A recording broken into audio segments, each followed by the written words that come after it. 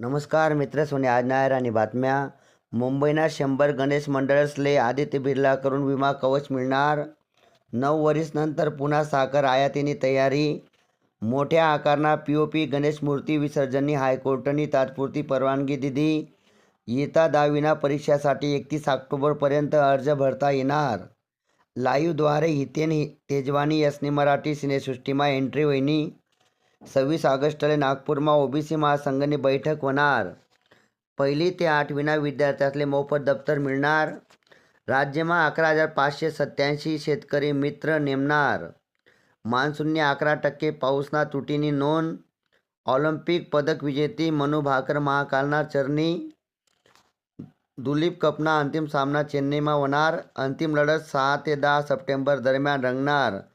नाशिक जिल्हामा 15 दिनमा भूकंपना 29 धक्का बसणार. पुढील महत्त्वाच्या बातम्या. तामिळनाडू सरकार महिला कर्मचाऱ्यांसाठी 1 वर्षांनी मॅटर्निटी रजा देणार.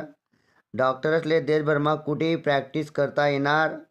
सुनीता आहुजाकडून घटस्फोटना अर्ज मागे. टीम इंडियानी गॉल कसोटी 165 रनथून जिंकी. सोनाना भावमा पुन्हा तेजी. 10 ग्रामना भाव 1.58 लाखवर गया. आशा भोसले यासनं शेवटलं गाणं ए.आर. रहमान रिलीज करणार.